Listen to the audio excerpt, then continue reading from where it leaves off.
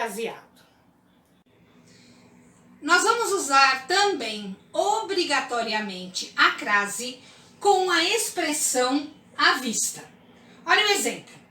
Vendo à vista, né? Ao contrário de vendo a prazo, né? Vendo a prestações, eu vou vender à vista, na hora, vai pagar na hora, né? Vendo à vista.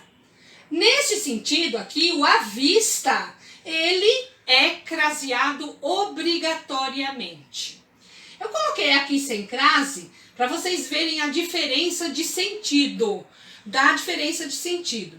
Se eu não colocar a crase aqui nessa expressão à vista, né, no caso do sentido de vender à vista e não a prazo, olha só que tenho três aqui interpretações para esta frase, para esta oração.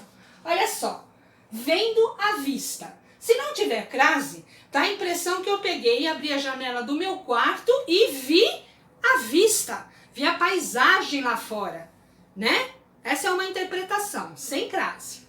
Uma segunda interpretação de vendo à vista é que eu posso dizer assim, que eu estou vendendo a minha vista, né? Eu vendo os meus olhos, estou vendendo a minha vista, vendendo meus olhos, sem crase.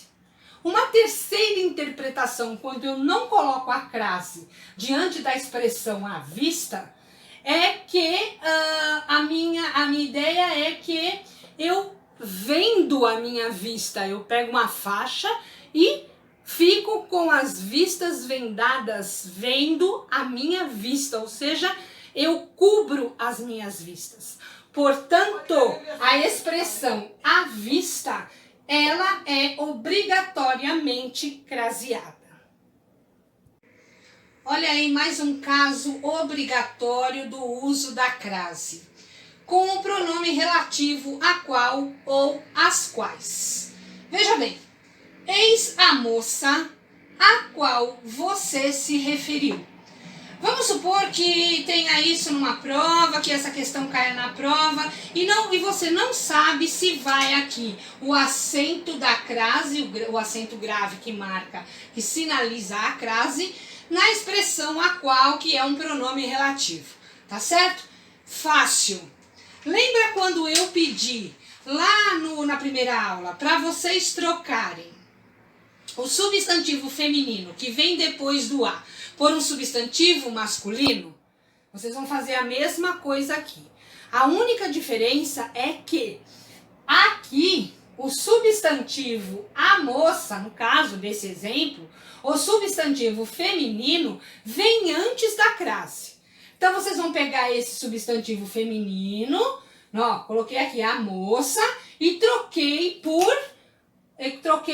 por um substantivo masculino, o moço. Se der ao qual, esse a é craseado. Olha só, eis o moço ao qual você se referiu. Deu ao qual? Deu ao qual. Então, este pronome relativo é craseado.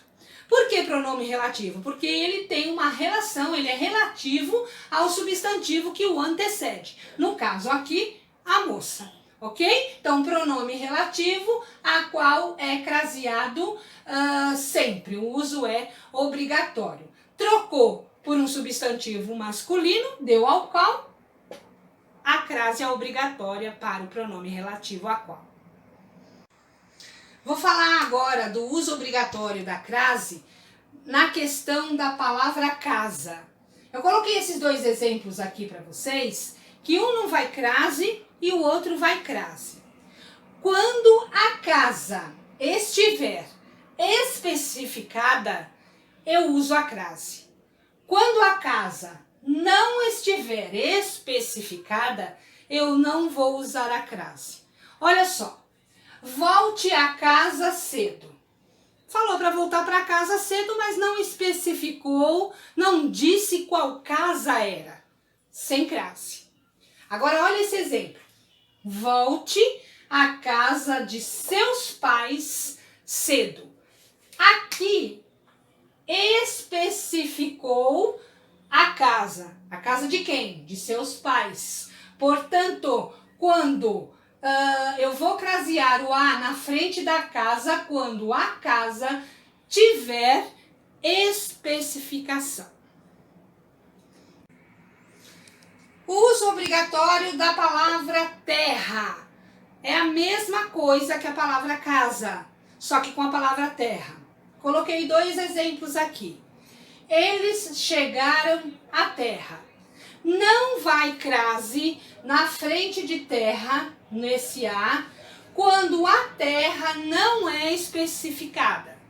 Simplesmente, eles chegaram à terra. Que terra? Não sei. Então, não vai crase. A partir do momento que eu especificar a terra, o a é obrigatoriamente craseado. Olha só. Eles chegaram à terra de seus ancestrais. De seus ancestrais está especificando a terra. Portanto, este a é craseado obrigatoriamente.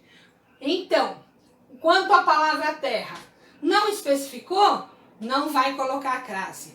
Especificou, coloca-se a crase obrigatoriamente. Olha só, gente, com isso nós encerramos o uso sempre da crase, ok? Então, essa parte nós finalizamos. Próximas aulas, uso facultativo e quando nunca se usa a crase, ok?